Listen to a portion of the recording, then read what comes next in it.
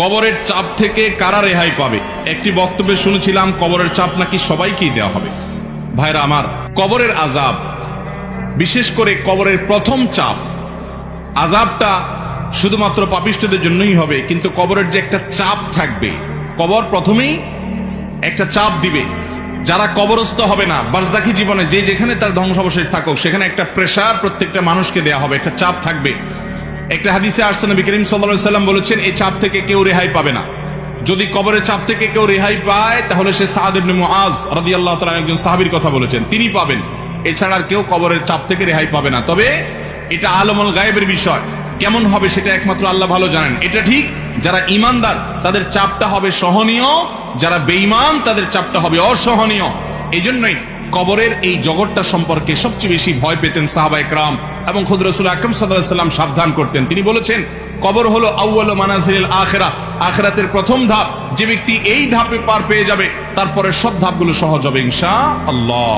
অতএব ভাইরা আমার, কবরের এই চাপ থেকে আসলেই কেউই রেহাই পাবে না। এমনকি মুসলমানদেরকেও, ঈমানদারদেরকেও চাপটা দেওয়া হবে, তবে তাদেরটা কাফির এবং পাপিষ্ঠদের চাইতে ভিন্নতর হবে, সহজতর হবে, কিন্তু হবে। সে হাদিস কিন্তু আছে, তার ধরন কেমন হবে সেটা একমাত্র আল্লাহ তাআলা ভালো জানেন। এই জন্যই কবরের এই জায়গাটা নিয়ে আমাদের সব সময় চিন্তা থাকা উচিত, পেরেশানি থাকা উচিত। বিশেষ করে কবরের যে আযাব হবে, সওয়াল জবাব হবে, এগুলো থেকে মুক্ত হওয়ার জন্য, বিশেষ করে আযাব থেকে বাঁচার জন্য আমাদেরকে কিছু আমল করতে হবে। যেমন যারা চগলখড়ি করে তাদের কবরের আযাবের আশঙ্কা বেশি হয়, এই জন্য চগলখড়ি ত্যাগ করা এটা কবরের আযাব থেকে মুক্ত থাকার জন্য পূর্ব শর্ত।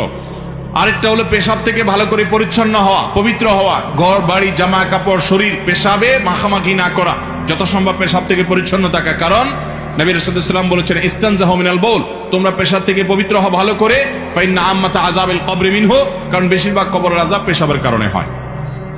এই জন্য পেশাব থেকে পরিচ্ছন্ন হতে হবে। কবর আযাব থেকে মুক্ত থাকার জন্য, নাজাতের জন্য রাতে সূরা মুলক তেলাওয়াত করতে হবে। নবী সাল্লাল্লাহু আলাইহি ওয়াসাল্লাম বলেছেন, যারা রাতে শোয়ার আগে সূরা মুলক তেলাওয়াত করে, আল্লাহ তাআলা তাদেরকে কবরের ফিতনা থেকে বাঁচিয়ে রাখেন। ঠিক একই ভাবে কবর আযাব থেকে বাঁচার জন্য সাধারণত যে কোনো গুনাহ থেকে আমাদের বেঁচে থাকতে হবে। আল্লাহ তাআলা আমাদের সবাইকে সেই তৌফিক দান করুন।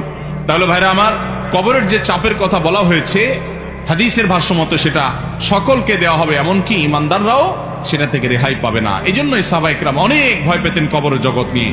এখানে নাজাত তো বাকি সবগুলো নাজাত। আল্লাহ আমাদের সবাইয়ের কবরের জগৎটাকে সহজ করুন এবং বারজাখী জীবনে আমাদেরকে আল্লাহ তাআলা সকল আযাব ফিতনা থেকে বাঁচিয়ে রাখুন। এরপরে প্রশ্ন হলো, নিজের স্ত্রীকে অন্যের স্ত্রী বানিয়ে প্রবাসে পাঠানো কি জায়েজ? সেখানে যদি স্ত্রী চাকরি করে টাকা দেশে পাঠায়, সে টাকা হালাল হবে কিনা জানলে উপকৃত হব। আমার জানতে ইচ্ছা করে, এই প্রশ্ন যিনি করেছেন তিনি যাকে মিন করেছেন, সেই পুরুষ লোকটা কি দেশে বসে বসে স্ত্রীর পাঠানো টাকা খায়? তাহলে তার হাতে চুরি পড়ে নারী সাজা উচিত।